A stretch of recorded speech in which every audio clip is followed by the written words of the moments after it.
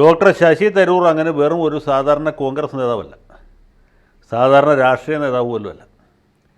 അദ്ദേഹം ഡൽഹിയിലും വിദേശത്തുമൊക്കെ പഠിച്ച് വലിയ പരീക്ഷകൾ പാസ്സായിട്ടുള്ള ആളാണ്. ഐക്യരാഷ്ട്രസഭയിൽ വലിയ ഉദ്യോഗം ഭരിച്ചിട്ടുള്ള ആളാണ്.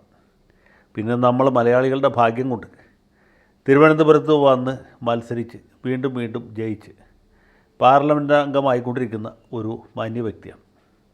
അദ്ദേഹത്തിൻ്റെ വിദ്യാഭ്യാസ നിലവാരം, അദ്ദേഹത്തിൻ്റെ ഭാഷാ പ്രാവീണ്യമോ ഒന്നും ഒരു ശരാശരി മലയാളിക്ക് ഒരിക്കലും സങ്കല്പിക്കാവുന്ന ഒന്നല്ല.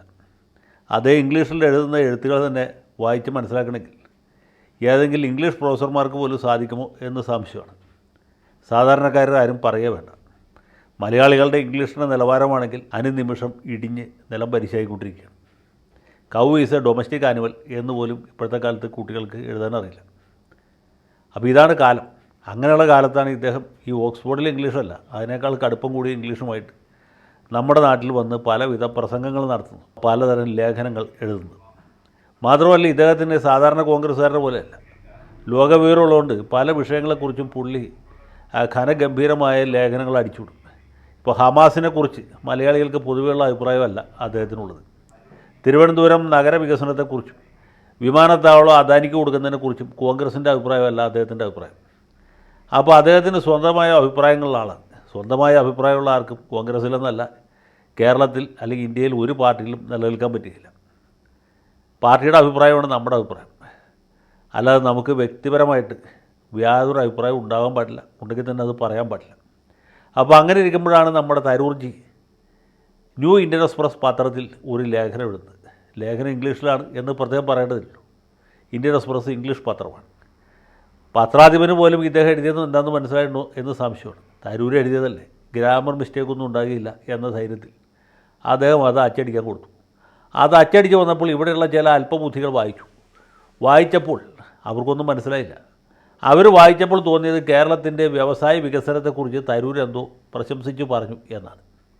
ഉടനെ തന്നെ കോൺഗ്രസ്സുകാരും അല്ലാത്തവരുമൊക്കെ ചന്ദ്രഹാസം എടുത്തു. CPMകാർക്ക് വലിയ സന്തോഷമായി. അവർക്കും ഇത് മനസ്സിലായിട്ടൊന്നുമല്ല.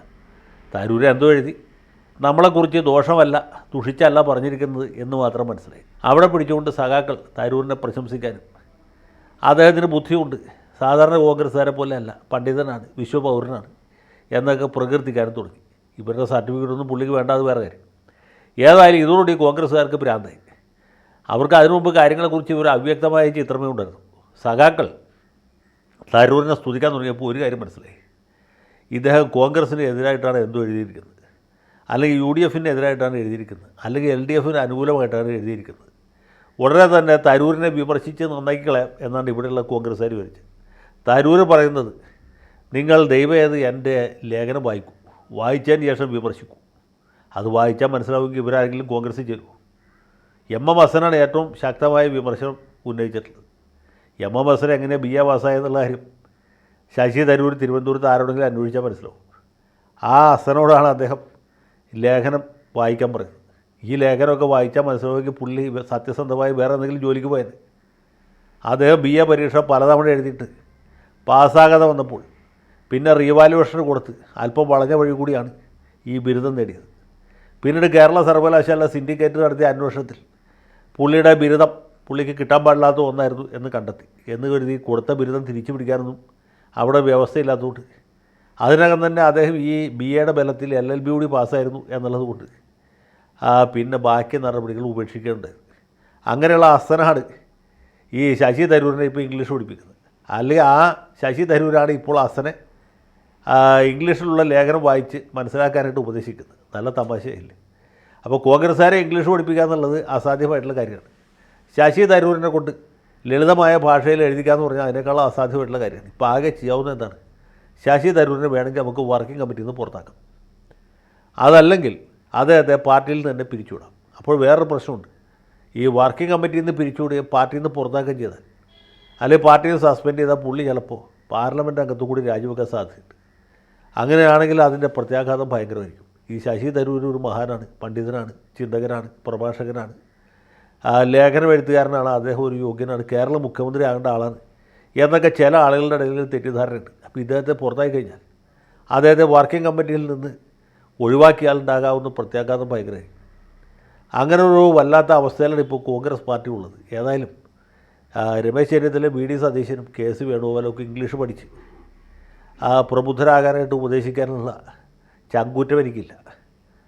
അതൊന്നും നടപ്പുള്ള കാര്യമല്ല. എം എം ഹസനെ ഇംഗ്ലീഷ് പഠിപ്പിക്കുക വെച്ചാൽ അതിനേക്കാളും അസാധ്യമായിട്ടുള്ള കാര്യമാണ്. അതുകൊണ്ട് അവരാരെ ഇംഗ്ലീഷ് പഠിപ്പിക്കാൻ നിൽക്കാതെ തരൂർജി ഇനി മേലിൽ എഴുതുന്ന ലേഖനങ്ങൾ മലയാളത്തിൽ എഴുതാൻ ശ്രദ്ധിച്ചാൽ നന്നായിരിക്കും. അറിയാൻ പാടില്ലെങ്കിൽ ആർക്കെങ്കിലും പറഞ്ഞു കൊടുത്ത് അവരെ കൊണ്ട് എഴുതിച്ചാലും മതി. ഈ പിണറായി വിജയൻ്റെ ലേഖനം ആരെഴുതുന്നത് വെച്ചാൽ ഗോവിന്ദൻ ഭാഷൻ്റെ ലേഖനം എഴുതാനാ? അതൊക്കെ ദേശാഭിമാനിലെ ആസ്ഥാന പണ്ഡിതന്മാരാണ്. അതുപോലെ ആസ്ഥാന ചിന്തകന്മാരെ ആരെങ്കിലും ഏർപ്പാടാക്കിയിട്ട് ശുദ്ധമായ മലയാളത്തിൽ ലേഖനം എഴുതുകയും പിന്നീട് സമയം പോലെ അത് ഇംഗ്ലീഷിലേക്ക് ട്രാൻസ്ലേറ്റ് ചെയ്യുകയും ചെയ്യായിരിക്കും തരൂർജിക്കും നല്ലത്, കോൺഗ്രസിനും നല്ലത്, രാഷ്ട്രീയത്തിനും നല്ലത്.